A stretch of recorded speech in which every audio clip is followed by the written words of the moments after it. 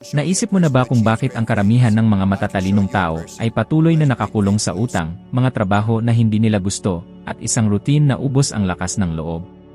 Parang imposibleng mangyari, hindi ba? Kasi alam nila kung anong kailangan nilang gawin. Nag-aral sila, nagsikap at sumusunod sa mga alituntunin. Ngunit sa kabila nito nananatili silang nakakulong. Ang katotohanan ay hindi sapat ang kaalaman. Hindi rin sapat ang pagsusumikap.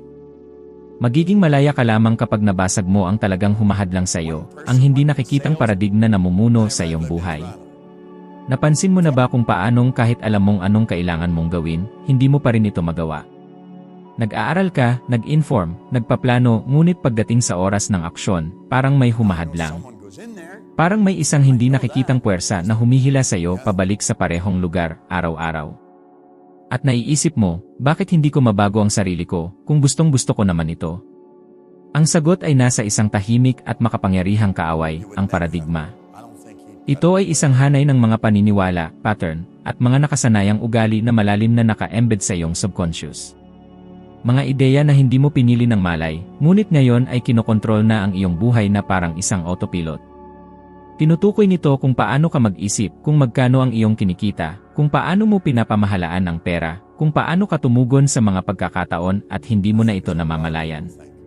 Maaari kang maging matalino, may talento, determinado, ngunit kung hindi magbabago ang iyong paradigma, mananatili ang mga resulta.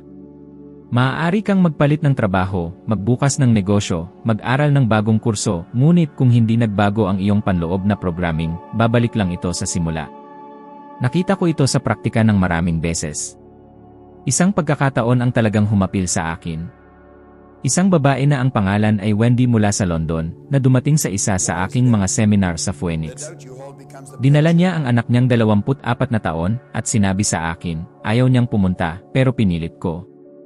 Dahil ako ang naglagay ng mga maling ideya sa utak niya. At ngayon, kailangan niyang baguhin yon. Malalim itong umantig sa aking puso. Dahil karamihan sa mga tao ay hindi nakikita na sila ay nagdadala ng mga limitadong paniniwala na minana nila at hindi nila sinasadyang ipinapasa ito sa susunod na henerasyon. Karamihan ay namumuhay ng otomatiko, nakapaloob sa isang siklo na paulit-ulit na nangyayari sa bawat henerasyon. At baka ito rin ang nangyayari sa iyo ngayon. Nais mong magbago. Nais mong umunlad. Ngunit pakiramdam mo parang may humahadlang. Nagsisimula ka pa nga ngunit humihinto sa kalagitnaan. Tumitibok ang isang boses, paano kung hindi ito magtagumpay? Paano kung huli na? Paano kung mabigo ako? At maniwala ka, ang boses na yon ay hindi iyo. Ito ang paradigma na nagsisilbing tagapagtanggol. Dahil ito ay ginawa upang panatilihin ka kung nasaan ka. Ligtas. Sa kilala. Ngunit ang kaligtasan, sa pagkakataong ito, ay isang pangalan lang para sa pagstagnate. At sa paglipas ng panahon, ito ay magdudulot ng frustration. Pakiramdam mo ay nasasayang ang iyong potensyal. At masakit. Alam ko. Dahil naranasan ko rin yon. Noong ako ay isang bumbero sa Toronto, ang buhay ko ay isang kaguluhan. Utang ako ng higit pa sa aking kinikita, wala akong mga pangarap, at pakiramdam ko ay nakakulong. Hanggang sa may isang kaibigan na nagbigay sa akin ng isang recording, The Strangest Secrets ni Earl Nightingale. At doon, sa unang pagkakataon, narinig ko na tayo ay nagiging kung ano ang iniisip natin sa karamihan ng oras. Parang may isang portal na nagbukas. Naunawaan ko, hindi ang mundo ang kailangang magbago, ako ang kailangang magbago, ang paniniwala ko sa aking sarili. Mula noon, nagsimula ang lahat ng magbago. Hindi dahil may pera ako. Hindi dahil alam ko ang tamang daan. Kundi dahil pinili kong baguhin ang nasa loob ko. At ito ang kailangan mong maunawaan ngayon, ang humahadlang sa iyo ay hindi ang nasa labas. Ito ay ang nakaprograma sa loob mo. Ngunit ang pinakamakapangyarihan sa lahat ay ang malaman na ang programang ito ay maaaring baguhin. Maaari mong isulat muli ang iyong kwento. Maaari mong baguhin ang hindi nakikitang script na nagsasabotahe sa iyo. Simulan sa pagmamasid. Paano ka tumugon kapag naiisip mong kumita ng mas maraming pera? Pumili ng bagong trabaho. Gawin ang isang bagay na tunay mong minamahal. Ang mga reaksyong ito ay mga pahiwatig. Ang hindi komportable na pakiramdam ay isang senyales na malapit ka nang magbukas ng bagong kabanata at iwanan ang luma. Mula rito, magpakasensya ka. Magtanong. At higit sa lahat, magdesisyon ka. Dahil ang isang bagong buhay ay nagsisimula sa bagong uri ng pag-isip. At ang bagong pag-isip na ito ay magsisimula sa sandaling itigil mong tanggapin na, ganito talaga, at simulan mong ipahayag, hindi ako ipinanganak upang mabuhay sa otomatikong paraan. Ipinanganak ka upang lumikha. Upang pumili. Upang mabuhay ng may layunin. At lahat ng ito ay nagsisimula dito, ang pagkilala na ikaw ay nakakulong ng isang bagay na hindi nakikita, at pagpapasya, mula ngayon, napalayain ang iyong sarili. Ilang beses ka nang nahulog sa mga salitang, gagawin ko ito kapag nakapag-ipon na ako ng pera. Magbubukas ako ng negosyo kapag may kapital na ako. Tatalikod ako sa trabahong ito kapag masecure na ang aking financial na kalagayan. Ang mga pahayag na ito ay mukhang makatuwiran, parang may katwiran ngunit ito ay mga bitad. At isa sa mga pinakamapanganib. Dahil ipinapakita nila na ang problema ay pera. Ngunit sa totoo lang, hindi kailanman pera ang problema. Hindi ito magiging problema. Ang tunay na problema ay nasa iyong paraan ng pag-isip. At ito ang siyang humahadlang sa iyong kalayaan. Alam mo ba kung ano ang nangyayari sa mga desisyon na ipinagpapaliban mo hanggang lumitaw ang pera? Nawawala sila. Nakakalimutan mo. Ang sigla ay humuhupa. At unti-unting namamatay ang pangarap. Dahil ang pera ay hindi dumarating bago magdesisyon. Ang desisyon ay dumarating bago ang pera. Isa ito sa mga pinakamalalakas na batas ng universo at, sabay nito, isa sa mga pinakabinabaliwala. Karamihan sa mga tao ay nabubuhay na may kaisipan ng kakulangan. Naniniwala sila na maaari lamang silang kumilos kapag hawak na nila ang yaman. Ngunit hindi ganito ang takbo ng kasaganaan. Alam ko ito dahil naranasan ko mismo ang ganitong proseso. Wala na akong pera. Nalulubog na ako sa utang. At gayon paman, nagsimula akong mag-aral ng mga prinsipyong ito, nagsimula akong kumonekta sa isang napakasimpleng ideya, ngunit sobrang makapangyarihan, ang nais ay ang tanging kondisyon para magdesisyon. Nais kong ulitin ito sa iyo. Dahil ito ay maaaring magbago ng iyong buhay, ang nais ay ang tanging kondisyon para magdesisyon. Hindi mo kailangan ng pera ngayon. Hindi mo kailangan malaman kung paano.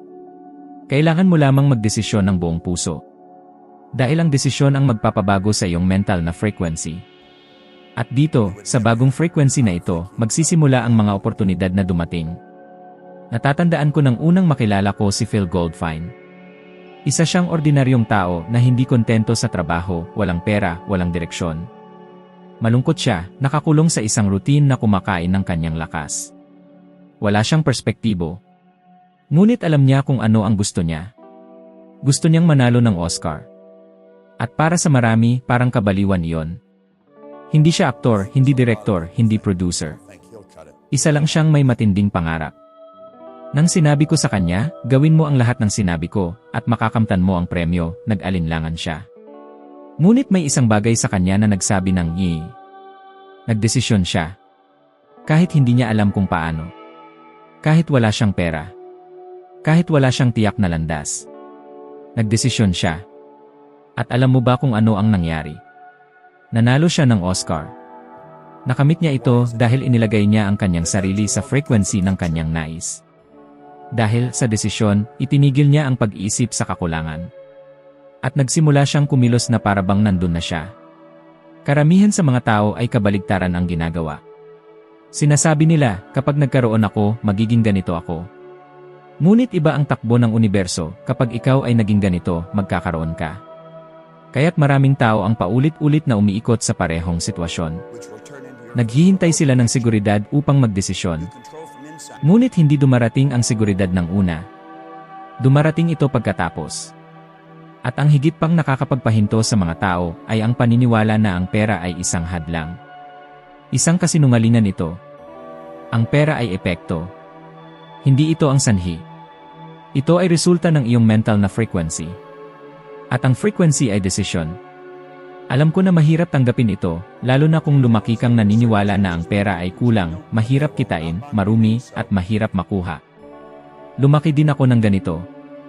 Ang aking isipan ay puno ng mga limitadong paniniwala tungkol sa pera. Ngunit nang maunawaan ko na ang pera ay pumupunta sa mga lugar kung saan ito ay malugod na tinatanggap, nagbago ang lahat. Ang enerhiya ng pera ay parang isang frequency ng radyo. Kung ikaw ay nakasynchronize dito, darating ito.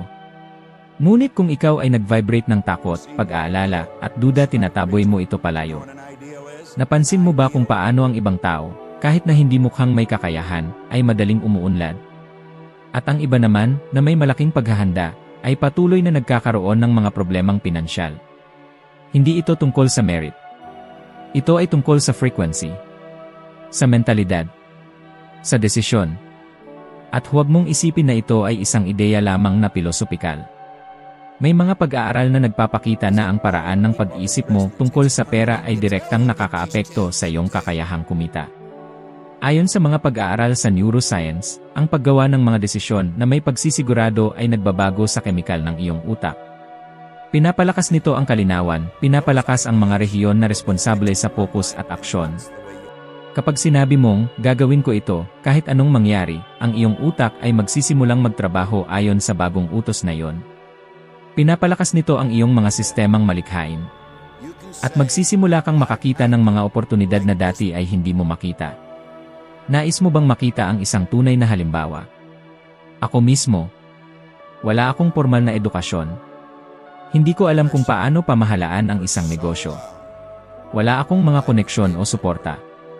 Ngunit nagdesisyon ako. At ang desisyong iyon ay nagbago ng aking frequency. Nagsimula akong mag-isip tulad ng isang negosyante. At kahit na naglilinis ako ng sahig, kahit na maliit ang kinikita ko, nagsimulang dumating ang pera. Hindi ito magic. Ito ay mentalidad. Ito ay isang desisyong may pagtutok. Maaaring iniisip mo ngayon, pero may mga bayarin akong kailangang bayaran. May mga anak ako. May trabaho ako. Nauunawaan ko. Ngunit kung hahayaan mong ang mga kondisyong ito ang magdesisyon para sa iyo, patuloy silang magiging iyong realidad. Kailangan mong putulin ito. Magdesisyon. At magdesisyon ng totoo. Ang isang tunay na desisyon ay hindi tingnan natin kung ano ang mangyayari. Ang isang tunay na desisyon ay isang punto ng walang pagbalik. Ito ay pagsasabi, pupunta ako. Ako na ang taong ito. At ang landas ay mabubuo habang ako ay naglalakad. Ito ang attitude ng mga nagtatagumpay. Hindi mo kailangang malaman kung paano darating ang pera. Kailangan mo lamang magkaroon ng isang malinaw na ideya kung ano ang gusto mo at kumilos na parang nandyan na ito. Ito ang frequency. Ito ang larangan kung saan ang pera ay nagpapakita. Kaya, itigil mo na ang paghihintay sa tamang oras. Hindi ito darating. Ang tamang oras ay ngayon. Ito ay ikaw na nagsasabi ng matibay na paninindigan, nagdedesisyon ako.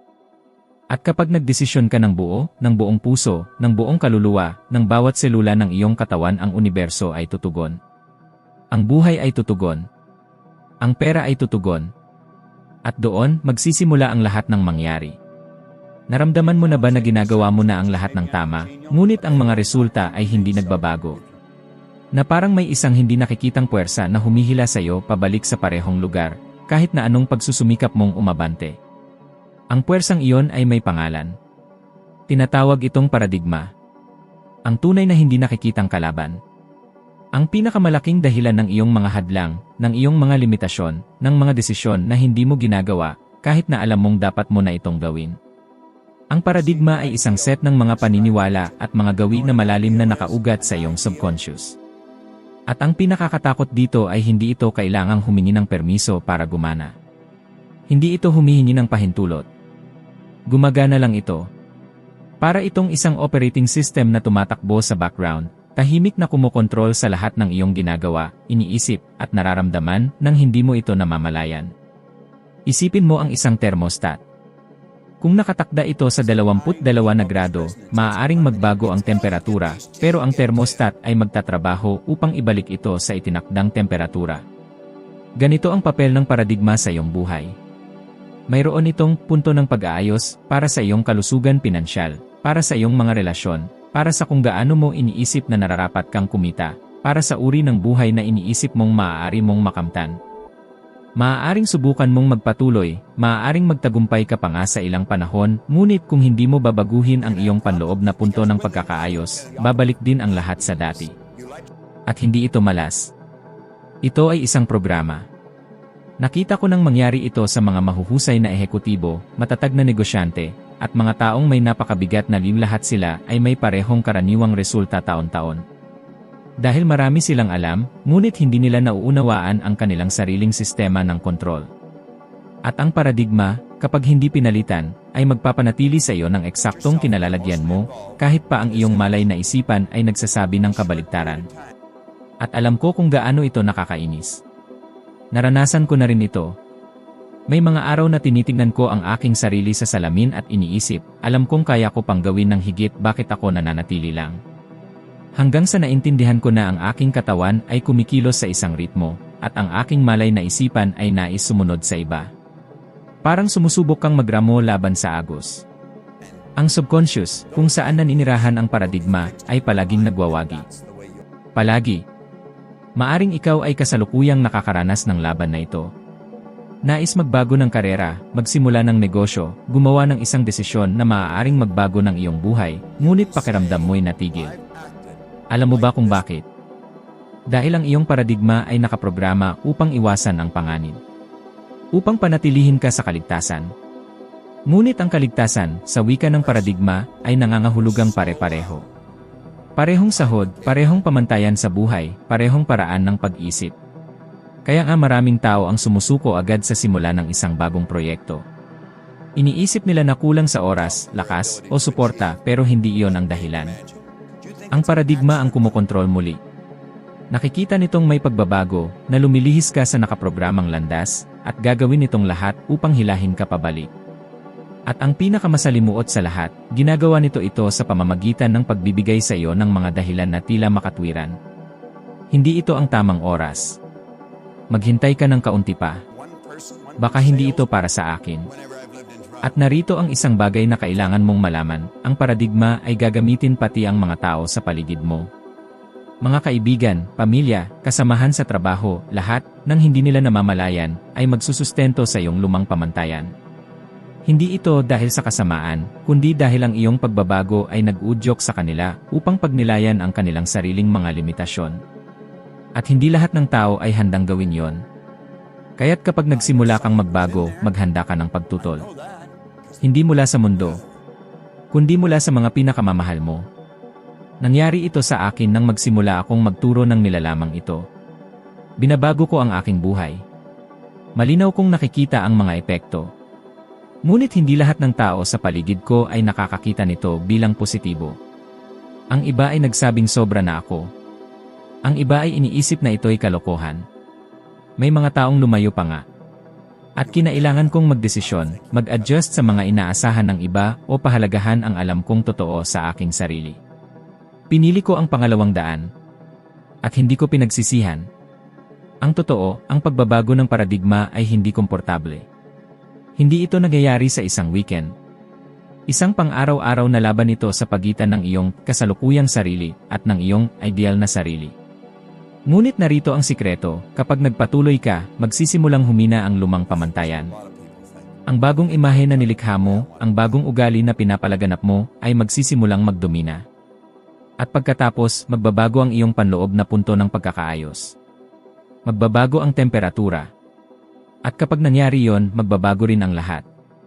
Kung nais mong baguhin ang iyong mga resulta ng permanente, hindi sapat na mag-aral ng higit, magtrabaho ng higit, magsikap ng higit. Kailangan mong pumunta sa ugat. At ang ugat ay ang iyong paradigma.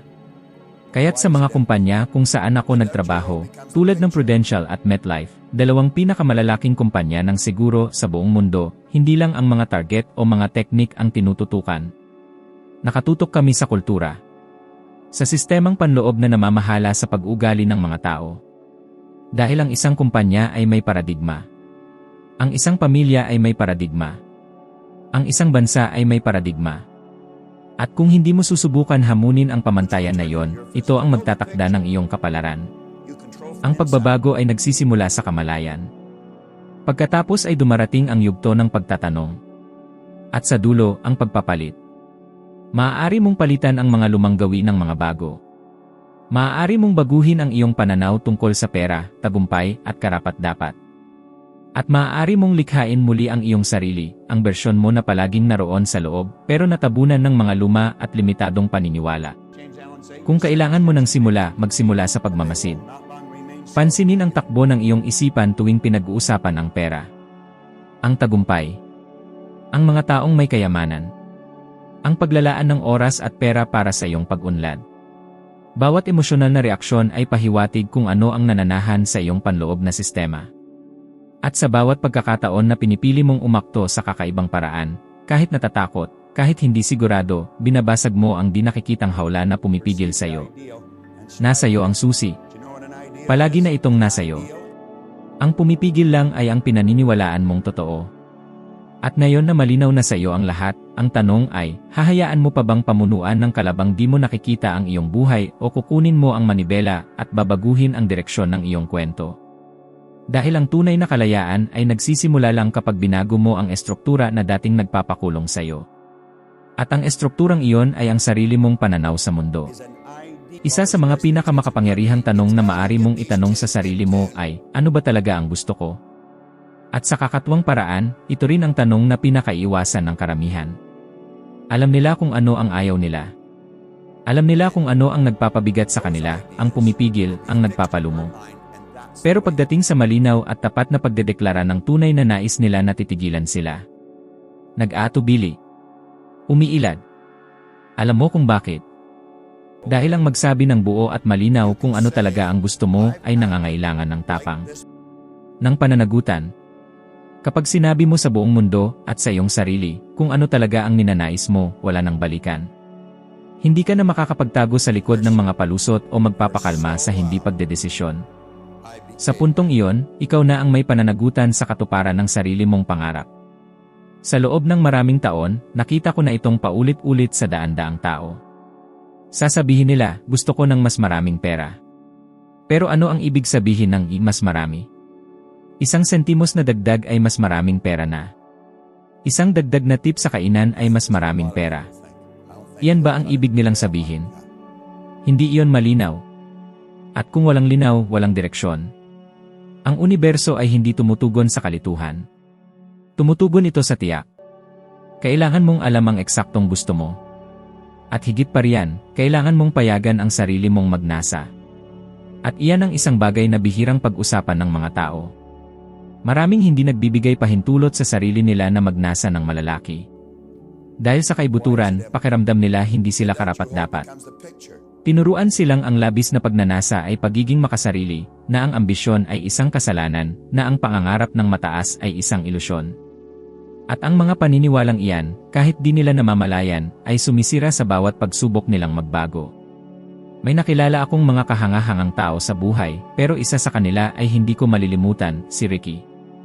Nang nagsimula siyang ibahagi sa akin ang totoong gusto niya, may nagbago sa paligid. Nag-iba ang enerhiya niya. Hindi lang siya basta nagsasalita, nararamdaman niya ito. Nagtatrabaho siya bilang bartender ng mahigit sa 15 taon. Maayos ang kita, magaganda ang tip at nirerespeto siya sa trabaho. Pero ramdam niyang may kulang. At alam niya ito. Ang problema, ang takot sa pagbabago, ang takot sa pagkawala ng katiyakan, ang siyang pumipigil sa kanya. Isinalaysay niya sa akin ang isang matagal na niyang pangarap, ang magtayo ng paaralan para sa mga tuta, isang lugar kung saan pwede niyang turuan ang mga tao kung paano sanayin ang kanilang mga alaga gamit ang pagmamahal, paggalang, at tamang teknik. Isang pangarap na totoo, malinaw at maganda. Pero tila imposibleng mangyari sa mundong ginagalawan niya. Wala pa siyang sariling negosyo. Hindi niya alam kung magiging matagumpay ito. At higit sa lahat, kailangan niyang talikuran ang tiyak na pinagmumulan ng kita. Ngunit may kakaiba sa kanya. Totoo ang kagustuhan niya. At ang isang tunay na kagustuhan ay kayang gumalaw ng bundok. Ano ang kulang? Pasya. Linaw. Pagsasapuso. Sinabi ko sa kanya, hindi mo kailangang malaman agad kung paano. Ang importante ay alam mo kung ano. Ang paraan ay susunod na lang. At ganyan nga palagi. Karamihan sa mga tao ay hindi nagsisimula dahil iniisip nilang kailangan muna nilang malaman ang bawat hakbang. Ngunit ang totoo, ang tulay ay lumilitaw lamang pagkatapos mong gawin ang unang hakbang. At ang unang hakbang na ito ay ang lakas ng loob na ipahayag kung ano talaga ang nais mo. Alam mo ba talaga kung ano ang gusto mo? Sigurado ka? Kayang-kaya mo bang pumikit at malinaw na makita ang layunin mo? Ramdam mo ba ang emosyon ng tila nakamit mo na ito? O baka naman nakakulong ka pa rin sa pagnanais na pasayahin ang iba, sa pagpapanggap na mahinahon, o sa takot na maging sagabal? Ang kaliwanagan ay parang magnet. Kapag malinaw sa iyo kung ano ang gusto mo, nagsisimula kang mag-isip sa ibang paraan. Nagbabago ang kilos mo. Nag-iba ang pananaw mo. Napapansin ito ng mga tao sa paligid mo. At dahan-dahan, ang mga pagkakataon ay nagsisimulang lumapit.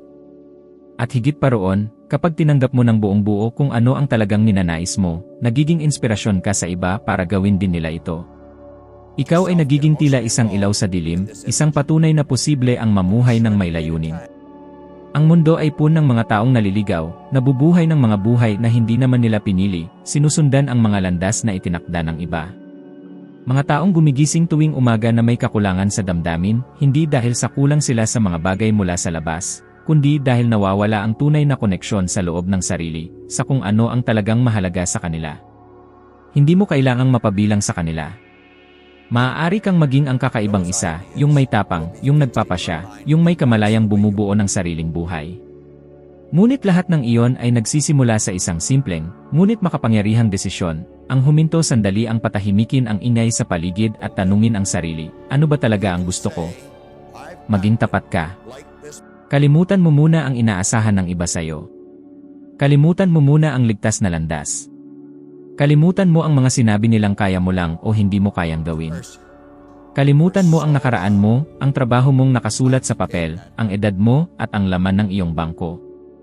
Wala sa mga bagay na iyon ang magtatakda ng kung ano ang maaari mong hangarin.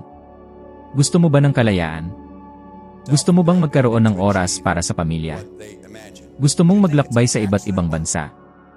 Gusto mong magkaroon ng epekto sa mundo? Gusto mong bumuo ng isang bagay na tunay na sayo? Lahat ng ito ay posibleng makamtan. Ngunit kailangang magsimula sa kaliwanagan ng damdamin, ng espiritu, at ng aksyon. At narito ang isang simpleng pagsasanay, kumuha ka ng papel at isulat ng detalyado kung paano ang magiging perpektong araw para sa'yo. Saan ka gigising? Sino ang kasama mo? Ano ang ginagawa mo? Magkano ang kinikita mo? Halimbawa, kung nais mong kumita ng humigit kumulang 300,000 piso sa isang buwan, at ano ang nararamdaman mo habang ginagawa ito? Gawin mo ito ng walang limitasyon. Huwag kang matakot na sabihing malaki ang pangarap mo.